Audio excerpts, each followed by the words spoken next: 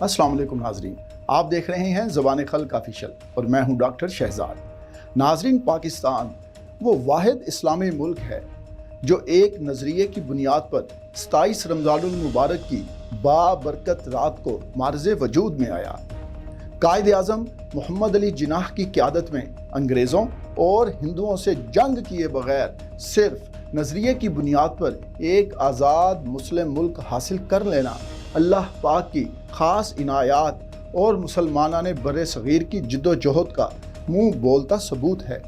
یوں تو بر صغیر پاک و ہند میں بے شمار نامی گرامی اور قدآور ہستیاں موجود تھیں، لیکن قدرت والے نے مسلمانوں کو لیڈ کرنے اور پاکستان بنانے کا عظیم کارنامہ قائد اعظم محمد علی جناح کے ذریعے سر انجام دلوایا۔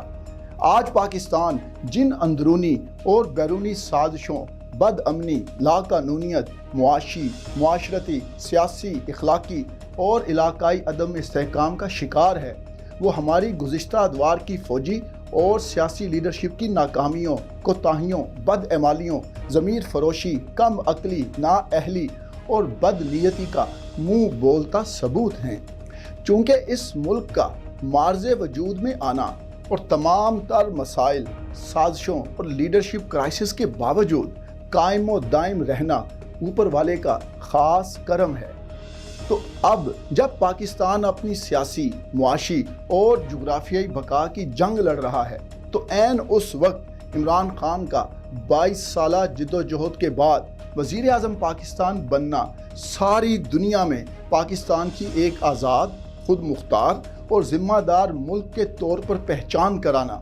مسلم ممالک کو لیڈ کرنا، اسلام و فوبیا اور ناموس رسالت صلی اللہ علیہ وآلہ وسلم پر مغرب اور اقوام متحدہ کو قائل کرنا، کشمیر، فلسطین اور افغانستان کا مقدمہ لڑنا، پاکستانیوں کی عزت نفس بحال کرنا، خودداری، برابری اور بہادری سے امریکہ اور یورپی یونین سے بات کرنا، ڈوبتی معیشت کو بحال کرنا اور تمام تر اندرونی اور بیرونی سازشوں اور دشمنوں کے باوجود چٹان کی طرح اپنے دو ٹوک موقف پر ڈٹ جانا، اس بات کا منہ بولتا ثبوت ہے کہ پاکستان کو قائد اعظم کا جان نشین مل چکا ہے۔ ناظرین، اسباب اور امکانات کی اس دنیا میں جس طرح پاکستان بنانے کے لیے اللہ پاک نے قائد اعظم محمد علی جناح کا انتخاب کیا،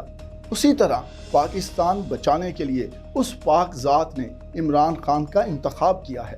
جس طرح مسلمانوں نے بر صغیر کی جد و جہد اور تعاون قائد اعظم کی کامیابی کا باعث بنا، اسی طرح نوجوان کرکٹر سے لے کر بیسٹ آل راؤنڈر بننے تک، کامیاب کپتان سے لے کر ورلڈ کپ جیتنے تک، کینسر ہسپتال سے لے کر یونیورسٹی بنانے تک، زیرو سے سٹارٹ لے کر کامیاب سیاستدان بننے تک، وزیر اعظم پاکستان سے لے کر مسلم امہ کا لیڈر بننے تک، عمران خان کا سفر رب ذوالجلال کی رحمت اور پاکستانی عوام کی بے لوث محبت، تعاون، ووٹ اور سپورٹ کے باعث پایہ تکمیل تک پہنچا ہے۔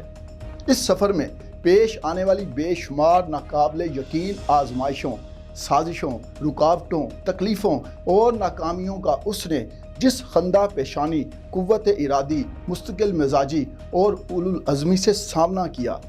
اس سے پوری پاکستانی قوم بخوبی آشنا ہے۔ اب عمران خان سب سے مشکل اور دشوار گزار سفر یعنی نیا پاکستان اور ریاست مدینہ کا تہیہ کر کے میدان عمل میں کود پڑا ہے۔ اس سفر میں اسے عوام کی یکسوئی، مکمل تعاون، ووٹ، دعاؤں اور 2/3 اکثریت کی اشد ضرورت ہے۔ اب یہ عوام کا فرض ہے کہ نیا پاکستان اور ریاست مدینہ بنانے کے اس سفر میں وہ نڈر، بہادر اور ایماندار عمران خان کا ساتھ دیتے ہیں، یا پھر اس ملک کو لوٹنے اور برباد کرنے والے اور بار بار اقتدار پر براجمان رہنے والے مٹھی بھر کرپٹ خاندانوں اور دین فروشوں کی غلامی میں ہی مشغول رہتے ہیں۔ اگر عوام نے بریانی کی پلیٹ پر ووٹ مانگنے والوں، مردہ بھٹو کے نام پر سیاست کرنے والوں اور مذہب کو ڈھال بنانے والے دین فروش ملاؤں کو ریجیکٹ نہ کیا، تو پھر یاد رکھنا،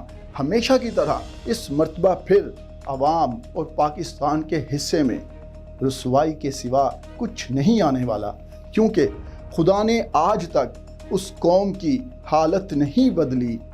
نہ ہو جس کو خیال آپ اپنی حالت کے بدلنے کا، لیکن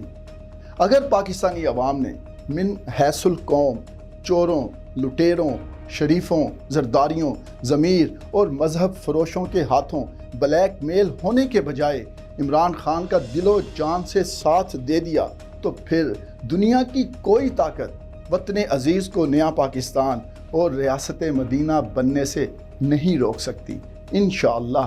کیونکہ افراد کے ہاتھوں میں ہے اقوام کی تقدیر، ہر فرد ہے ملت کے مقدر کا ستارہ۔ شکریہ۔